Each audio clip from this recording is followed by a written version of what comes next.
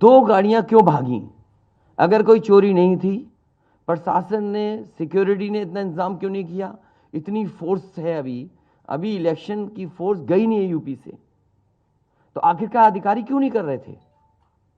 क्या वजह है कि बिना सिक्योरिटी, बिना इतने इंतजाम के ईवीएम्स जा रही हैं?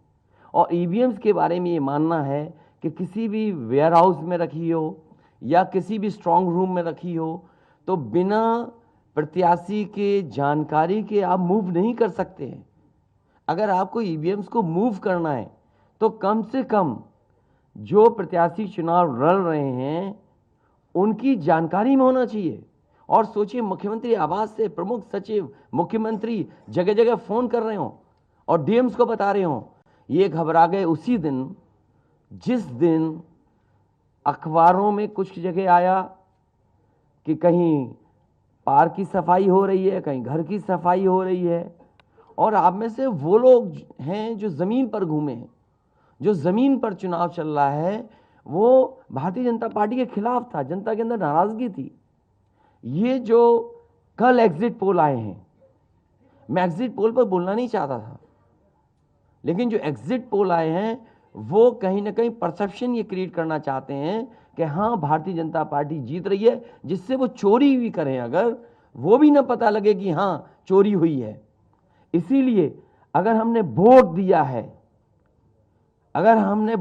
है, तो मैं अपने नौजवानों से, किसानों से और आम लोगों को कहूंगा कि उतनी हमारी जिम्मेदारी बनती है कि वोट को हम बचाएं। अगर वोट नहीं गिना जाएगा तो लोकतंत्र कहां जाएगा? और ये लोकतंत्र की आखिरी लड़ाई है। मैंने कई बार कहा कि उत्तर प्रदेश का चुनाव लोकतंत्र की आखिरी लड़ाई है। इसके बाद तो जनता को क्रांति करनी पड़ेगी, तभी बदलाव आएगा। इसलिए मैं अपने पार्टी के लोगों से और जो सच्चे ईमानदार, सच्चे सिपाही हों, सच्चे अधिकारी हों, सच्चे पत्रकार हों, कम से कम आगे आएं और लोकतंत्र को बचाने के लिए खड़ा हों। और मैं अपनी पार्टी के लोगों से कहूंगा कि जब तक काउंटिंग न हो जाए तब तक कम से कम ये नजर रखें और लगातार निगरानी रखें कि कैसे वोट बचाया जा सकता है, कैसे जहां पर मशीनें रखी हैं कोई किसी का आना जाना ना हो। ये लोकतंत्र के लिए बहुत ही खतरे का समय है। जो दल हार गया, अब उसके बस में यही है जो अब करने जा रहे हैं। ये जितने कुछ एग्जिट पोल हुए हैं वो इसीलिए हुए हैं कि अगर वो चोरी भी करें तो शायद नजर ना आए। अब ईवीएम्स पकड़ी गई हैं, बहाना कोई ना कोई अधिकारी बताएंगे कि हम ईवीएम्स इसलिए ले जा रहे थे। आखिरकार फोर्स के साथ क्यों नहीं ईवीएम जा रही थी? ये तो ईवीएम की एक बनारस की जो अभी भी लाइव चल रहा है वो घटना है। बरेली में एक स्ट्रांग रूम से बाहर नगर पालिका की कचड़े की गाड़ी में, जिसका नंबर UP25 DT 9166 में 3 बक्से सील पकड़े गए। जो सील बक्से थे, एक बक्से में सादा बैलेट पेपर था तथा 2 बक्से में मोहरें, रजिस्टर तथा सील करने वाला सामान था। करीबन 500 बैलेट पेपर पकड़े गए। इसी तरह सोनभद्र का है कि सोनभद्र में भी बड़े पैमाने पे चीजें पकड़ी गई। वो भी लोग समझ में आ गया तो उन्होंने देखा, एसडीएम को रोका। एसडीएम घोरावल जनपद सोनभद्र में खाली मत पर अपनी गाड़ी से पॉलिटेक्निक कॉलेज ले जाते हुए पकड़े गए। क्या सफाई देगी सरकार? इसीलिए मैंने कहा, प्रमुख सचिव, मुख्यमंत्री, आप जानकारी कर लें। अगर आपके डीएम्स कोई जानकार हैं, उन्होंने खुद बताया है कि वहां से, लखनऊ से फोन आ रहे हैं कि जहां पर भारतीय जनता पार्टी हार रही हो वहां पर काउंटिंग स्लो हो और रात तक काउंटिंग लेकर के जाइए।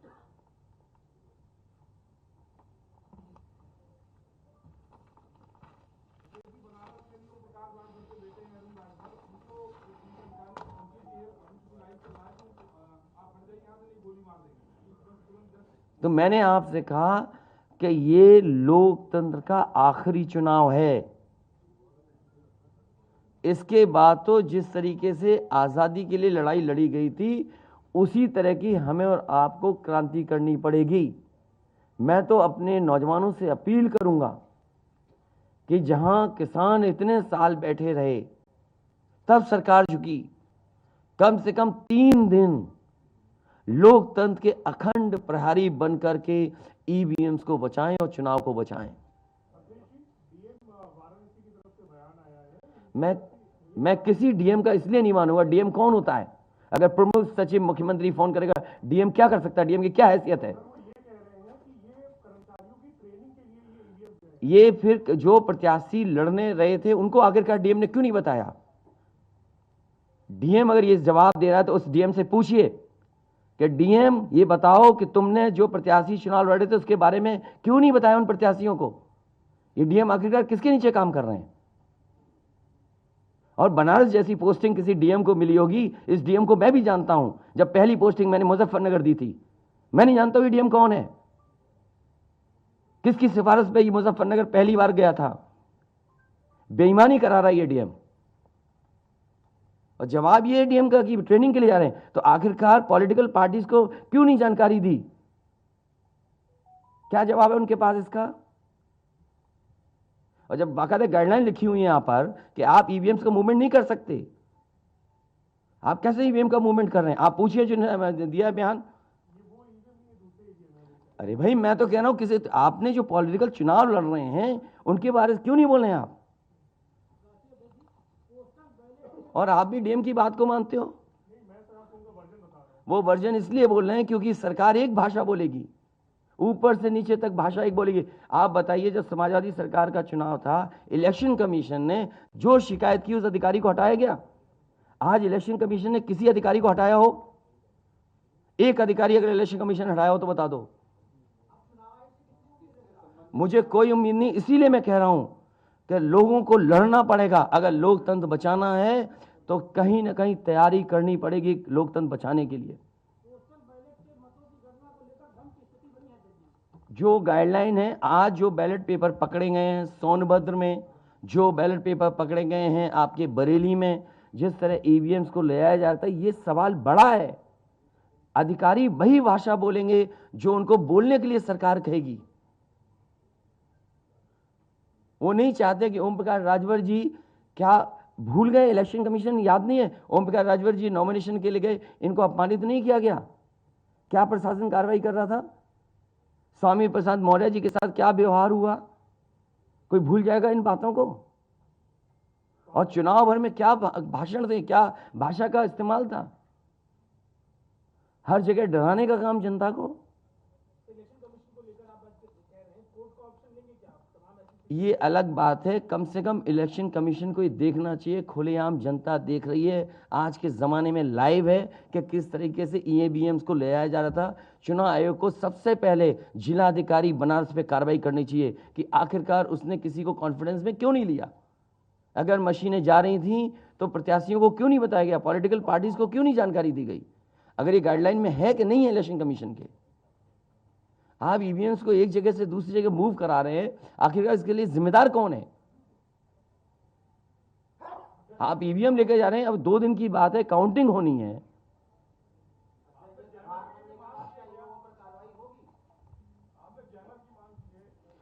जैमर इसलिए कि कई लोग आशंका इस बात की व्यक्त कर रहे हैं कि हो सकता है कि टेक्नोलॉजी ऐसी हो जहां पर मैनिपुलेशन किया जा सके, इसलिए कहीं ना कहीं देखा जाना चाहिए इस बिंदु को भी। भारतीय जनता पार्टी के नेता लगातार कह रहे हैं कि ओम प्रकाश राजभर हो, स्वामी प्रसाद मौर्य हो, संजय चौहान हो, या जो कहें कि आपके साथ जो लोग आपके चुनाव में आपके साथ आए, आपके साथ चुनाव लड़े, उनको चुनाव नहीं जीतने देंगे, उनको चुनाव किसी भी कीमत पर हम हराएंगे। तो यही तो तरीका है, जो लड़ रहे हैं उनके बेटे ही तो लड़ रहे हैं चुनाव, जहां की ईवीएम्स पकड़ी गई हैं। और भविष्यवाणी एग्जिट पोल में कैसे आ सकती है? पॉलिटिकल लीडर्स जो बातें कहें, सत्ता के लोग बैठे हुए, वो एग्जिट पोल में कैसे दिखाई दे रहा है? प्रशासन और सरकार की जो चोरी है इसमें एग्जिट पोल के टेलीविजन चैनल शामिल है। आपको ये देखना चाहिए, जो एग्जिट पोल कर रहे हैं क्या मुनाफे के लिए कर रहे थे? जो कंपनियां बड़ी बड़ी सर्वे का पैसा कौन दे रहा है उनको? और जो डेटा दिया है चैनलों को, फ्री दिया गया है कि उपहार में दिया गया है, वो अलग बिंदु है।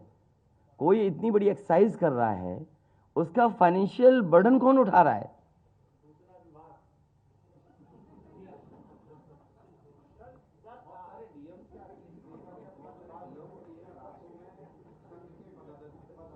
ये तो बातें, ये सच कह रहे हैं आप। जो बात, ये जो सवाल के रूप में जानकारी दे रहे हैं ये सच्चाई है, जो आप सवाल के रूप में दे रहे हैं ये सच्चाई है।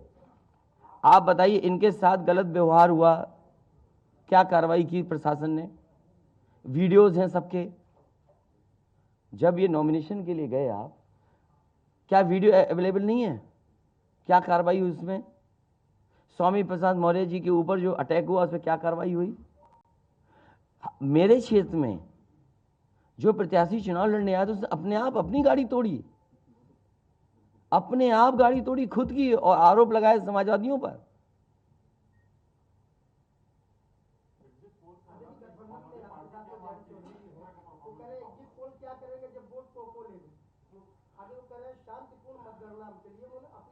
नहीं, शांतिपूर्ण मतगणना के लिए तो हम भी अपील कर रहे हैं, लेकिन सावधान रहें। अगर वोट दिया है तो वोट को बचाए भी तो सही। अगर ईवीएम्स खुली सड़क पे इस तरह जाएंगी, आप क्या उम्मीद करोगे? आपके बैलेट पेपर पकड़े जा रहे हैं। आपके लखनऊ में ही एक गाड़ी पकड़ी गई थी, उसके अंदर क्या क्या था? वो कहते वो तो हर गाड़ी में टूल बॉक्स होता है। तो टूल बॉक्स में इतना बड़ा हथौड़ा थोड़ी होता है कि आप ताला तोड़ दो। वोट बचाने के लिए कहीं ना कहीं हमें एक अखंड प्रहरी की तरह काम करना पड़ेगा। और अगर हमारे किसान इतने दिनों बैठ सकते हैं, अब तो 3 दिन की बात है, 3 दिन तो बैठना ही पड़ेगा, नहीं तो ये प्रशासन के लोग बैठ करके चोरी करा देंगे। और मामूली चोरी है वोट की, ये लोकतंत्र के साथ है। लोगों को ये भूलना नहीं चाहिए आपके पड़ोसी देशों में क्या हो रहा है। इसलिए मैं ये भी गाइडलाइन पढ़ना चाहता हूं कि जो ईवीएम के मूवमेंट के लिए जो मुझे जानकारी मिली है वो मैं आपसे पढ़ना चाहता हूं कि all polled EVMs and all reserve EVMs after the poll shall be under cover of arm police at all times. Reserve EVMs should also be returned at the same time when the polled EVMs are returned at the receipt center. Reserve EVMs shall not be kept in the strong room meant for polled EVMs. They shall be kept in another strong room meant for keeping reserve EVMs. It must be ensured that all reserve EVMs are also deposited in the strong room meant for reserve EVMs at the same time when the polled EVMs are deposited in the strong room meant for the polled EVMs. तो EVMs के लिए बिल्कुल clear कहा गया है कि कैसे क्या होना है। और भाई जांच भी कौन करेगा? अगर डीएमई जांच करेगा तो क्या उम्मीद करोगे आप उसके लिए? इसके आगे जो पॉलिटिकल पार्टी हम तय करेंगे क्या करना है। अगर हमें कोर्ट का भी सहारा लेना पड़ेगा, लेकिन उससे पहले हम अपने पार्टी के कार्यकर्ता नेताओं और जो हमारे सच्चे पत्रकार, सच्चे पुलिस फोर्स में लोग हैं या वो लोग हैं, उनसे भी मेरी अपील होगी कि कम से कम लोकतंत्र को बचाने के लिए आगे आए। कोर्ट से पहले मैं आप लोगों के माध्यम से अपील करना चाहता हूं, ऐसे तमाम लोग जो लोकतंत्र को बचाना चाहते हैं वो कम से कम आगे आए।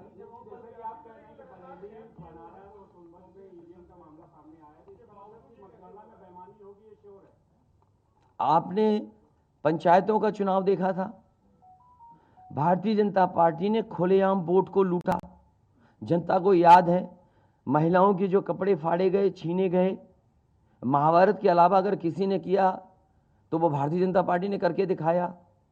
क्या कार्रवाई की गई उस समय बताइए? इलेक्शन जो आपका स्टेट इलेक्शन कमीशन है, शिकायतें हुई, क्या कार्रवाई हुई उनके ऊपर? क्या कार्रवाई हुई पुलिस के ऊपर? क्या कार्रवाई हुई उन लोगों जिन्होंने वोट को छीना?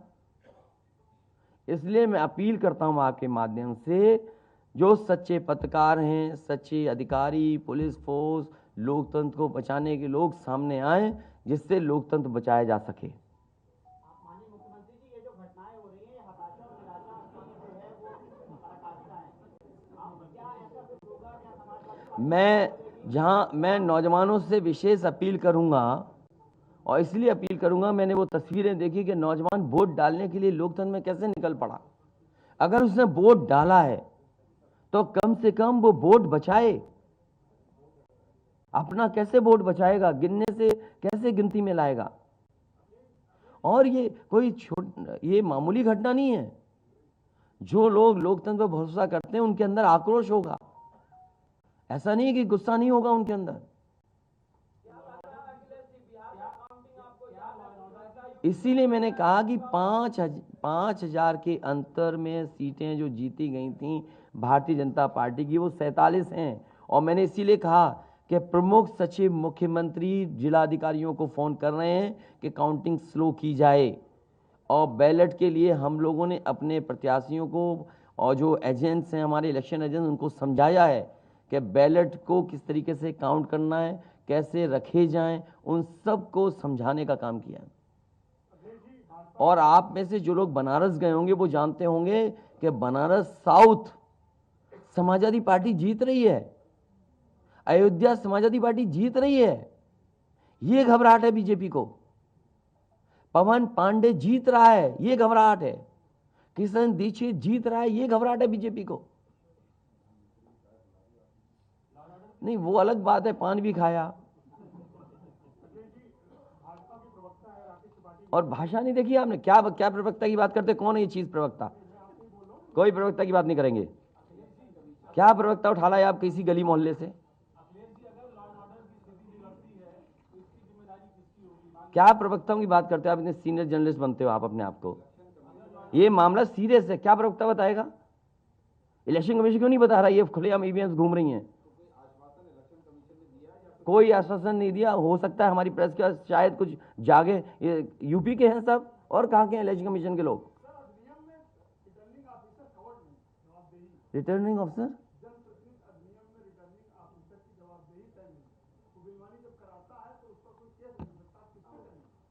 अब ये तो हमें भी जानना पड़ेगा कि क्या करें। इसीलिए मैंने कहा कि हम तैयारी से रहिए, तैयारी से रहिए। ऐसे तो किसी पे कार्रवाई नहीं कर सकते। हाँ, जिम्मेदारी तो अच्छा इलेक्शन कमीशन की जिम्मेदारी है कि निष्पक्ष चुनाव। इतना बड़ा कमीशन, हम क्यों कह रहे हैं कि इलेक्शन कमीशन की जिम्मेदारी है? क्यों उसको इंडिपेंडेंट बनाएगी ये बॉडी? ये सब जो आपके माध्यम से हो रहा है वो सब लाइव है। जो ये चीजें हो रही हैं सब लाइव है, सब शिकायतें की जाएंगी, सब देंगे। अभी तो अभी कहो तो अभी लाइव दिखा दें। जब आपको बुलाया है, मैंने तकलीफ दी आपको, इसके बाद हम लोग अपना लिखेंगे।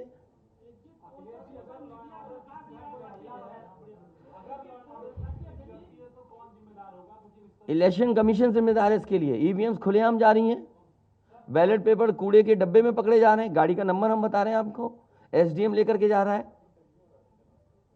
और मैं तो कहूंगा कि चुनाव, हमारे जितने भी समाजवादी लोग हैं कानून व्यवस्था को मानते हुए शांतिपूर्ण रहें, लेकिन जिम्मेदारी सरकार की भी तो है। ये जिम्मेदारी इलेक्शन कमीशन की नहीं है, सरकार की नहीं है। आप अगर पूरी सुरक्षा के साथ उन ईवीएम्स को ले जाते, जो प्रत्याशी चुनाव लड़ रहे हैं उनकी जानकारी में लेकर के जाते हैं, तो किसको आपत्ति थी? ये तो पकड़ी गई हैं। अगर चोरी पकड़ी गई है तो चोरी पकड़ी को पे आप कानून व्यवस्था की बात करोगे? आप तो नहीं सुनी जाएगी। तो समाजवादी पार्टी हर रास्ते को अपनाएगी जहां पर लोकतंत्र को बचाया जा सके। वो जरूरी है। जहां जहां चुनाव हुए हैं, बंगाल में, तमिलनाडु में या किसी भी प्रदेश में, प्रत्याशी और उनके लोगों ने जगह जगह बैठ करके दिन रात पहरा दिया है।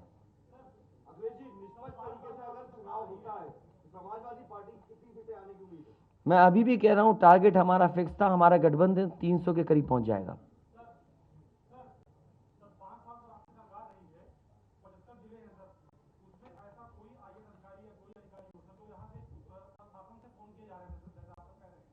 मुझे तो अधिकारी नहीं बताया ना। नहीं, मैंने नाम लिया प्रमुख सचिव मुख्यमंत्री का, जिससे मुझे जानकारी मिली, उसका नाम कोई नहीं बता सकता। हाँ, मुझे इलेक्शन कमीशन अगर कहेगा तो मैं नाम बताऊंगा। अरे हम सरकार चलाएं, हमें हमारे इतने भी अधिकारी नहीं होंगे? क्यों नाम बताएं चाहने वालों का? अरे तुम्हें चाहने वाले बैठे, किसी का नाम ले लूंगा मैं? तुम्हारे ही लोग अलग से मुझे मैसेज करते हैं, नाम ले दूं? अब तुम नहीं, वो हमारे दुश्मन हो तो हम क्या करें तुम्हारा? अरे बहुत सारे हैं जो हमें पर्सनल मैसेज भेजते हैं, तो क्यों नाम उनके ले दूं मैं? क्या क्या चीज? अरे नए हो पत्रकार यार, बहुत सीनियर नहीं हो तुम। अपना परिचय दे दो, सब जान जाए आपको। जाने कौन सा एनबी है?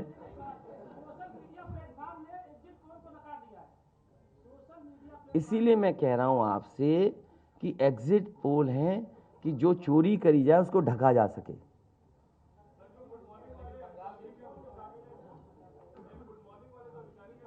नहीं, अगर ओम प्रकाश राजभर जी से पूछना चाहो तो उनसे ही पूछ लो,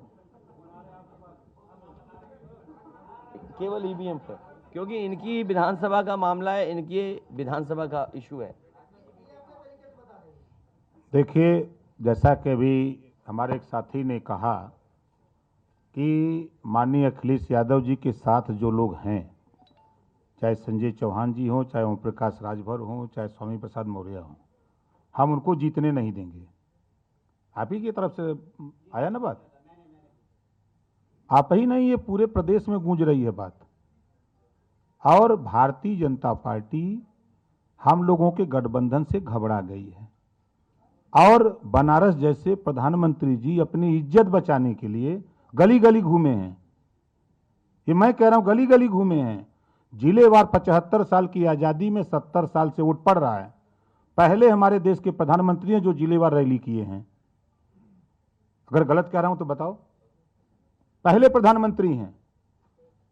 और पहली बार मैं देख रहा हूं इतनी बड़ी दुश्मनी। मैं उसी दिन कहा था जिस दिन नामांकन के समय जिलाधिकारी और वहां के कमिश्नर की मिली भगत से जब 3 लोगों की एंट्री है नॉमिनेशन कक्ष में, तो सैकड़ों गुंडे वहां कैसे पहुंच गए? पहले सवाल वहीं खड़ा होता है। उसी दिन मैंने कहा था आप लोगों के सामने पेश करके लखनऊ कि डीएम बनारस और कमिश्नर के होते हुए निष्पक्ष चुनाव नहीं हो सकता। आज खुलासा हो गया। जब चुनाव आयोग की गाइडलाइंस है कि चाहे खाली ईवीएम हो चाहे कोई ईवीएम, अगर वहां स्ट्रांग रूम से निकालना है तो वो वहां चुनाव लड़ने वाले उम्मीदवारों को सूचना दे, तब उसके बाद वो वहां से ले जा सकता। और प्रशासन की निगरानी में। और 3-3 गाड़ियां भाग रही हैं। शायद हमारे लोग वहां नहीं होते। 2 गाड़ी तो चली गई, एक गाड़ी जबरी जब खड़ा हो गया किसी तरह जान बचा के तो रोका, तुरंत उसके चारों टायर का हवा निकलवा दिया हमने। निकालो नहीं तो ये भी ढकेल के लेके चले जाएंगे। वही देखिए, दिख रहा है ना इतनी ईवीएम मशीनें कैसे वहां आई। सवाल तो इस बात का है। तो देखिए, वहां के जिलाधिकारी और कमिश्नर जो वहां हैं, इन पे हमारा खुद भरोसा नहीं है। और जाको राखी साइया मार सके ना कोई, बाल न बाका कर सके बैरी जग सारा हो। 10 मार्च को 10 बजे देख लीजिएगा। पहले राउंड की जब बैलेट पेपर की गिनती होगी पहले चक्र की, तो समाजवादी पार्टी गठबंधन का रुझान जो आएगा वो 400 सीटों का आएगा। 400 से भी ज्यादा आ सकता है। आपके सामने 10 को देखिएगा, रुझान जो बैलेट पेपर का आएगा वो 400 से भी ज्यादा आएगा। लेकिन भारतीय जनता पार्टी घबराहट है। वो लगे हैं कि ईवीएम से हेरफेर कर देंगे। तो हम लोग भी वहां लगे हैं ईवीएम ठीक करने में। हम लोग भी घेर ही लिए हैं, नहीं थे तो लगे भाग ही गए थे। तो इनसे हम लोग डरने वाले नहीं है। हमारे गठबंधन के सभी नेता कार्यकर्ता, हमारे सभी साथी लगे हैं। पूरी किलेबंदी है। जो भारतीय जनता पार्टी की सोच है, ये 1 कदम चलते हैं तो हम 10 कदम आगे निकल के चलते हैं। हम इनको 3 साल पहले ही बता दिया कि सत्ता से बेदखल करूंगा। आप लोग भी नहीं मान रहे थे कि मान रहे थे? नहीं मान रहे थे। और आज प्रश्न खड़ा हो गया ना। मैंने कहा 27 अक्टूबर 2021 को कि माननीय अखिलेश यादव जी को मुख्यमंत्री बना के दिखाऊंगा। और 10 मार्च को देखिएगा जब टीवी पे चलेगा आप लोगों की स्क्रीन पर, तब समझ में आ जाएगा सबको। यही हताशा और निराशा है कि ईवीएम जो है ये इधर उधर कर रहे हैं लेकिन कुछ कर नहीं पाएंगे। हम लोग भी अलर्ट हैं।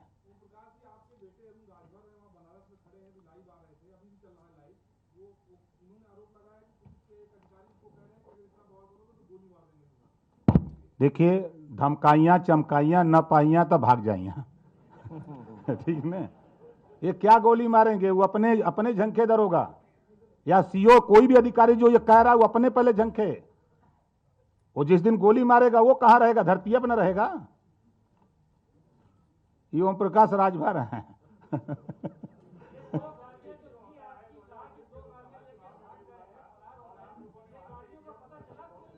भैया मेरे, हम लोग तो एक घेर के रखे। दो तो वो भी किसी तरह वो हमारा आदमी आगे खड़ा वो मार देता, धक्का मर जाता। लेकिन वो भी ठीक था, अब जाति का ठाकुर था, यो बात है। हेमंत सिंह नाम है, अब वो लौट गया, वही कहे चढ़ा दो गाड़ी। और जो गाड़ी रुकी तब तक उसके साथ 4 लोग थे, तो पहले साइकिल से गाड़ी का हुआ निकाले कि कहीं ठेल के आगे ना बढ़ा दें, तब जाकर के ईवीएम का खुलासा हुआ है। साफ पूरी होगी, आप देखिएगा ना। आप लोग चिंता मत करिए, चिंतन करिए। अरे यार तुम्हें देखिए आप जब कह दिया, इससे ज्यादा कह सकते हैं? तुम भी ऐसी बातें कर रहे हो भाई, जब कह दिया ये बातें। हाँ,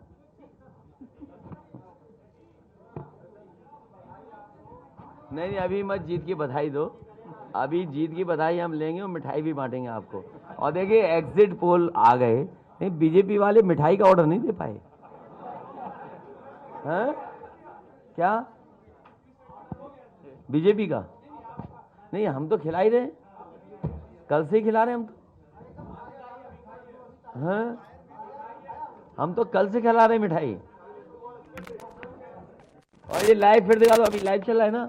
बताइए, अगर अभी लाइव चल रहा है, पिछले कितना टाइम, आधा घंटा 45 मिनट हो गया, उससे ज़्यादा टाइम हो गया, अभी तक प्रशासन वहाँ पर अपनी मशीनें लेने नहीं आया। आप सोचिए आप, तो इसका मतलब ये है कि वो डरे हुए हैं कि चोरी कर रहे थे, पकड़ी गई।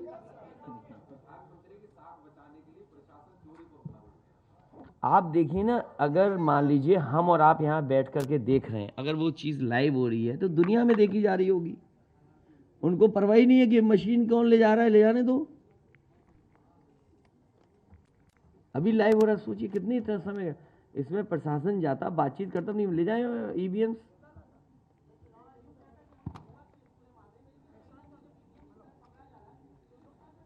इसीलिए तो मैं कहता हूँ सच्चे पत्रकार भी हमारी मदद करें, सच्चे अधिकारी मदद करें, सच्चे जो लोग हैं, जो अगर आज नहीं तो कल अफसोस होगा। इसीलिए जो लोग लोकतंत्र बचाना चाहते हैं वो सब आगे आए।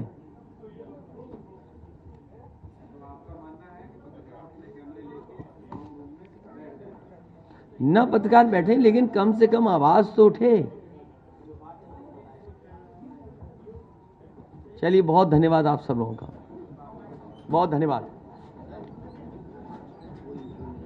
अभी कोई इंटरव्यू नहीं।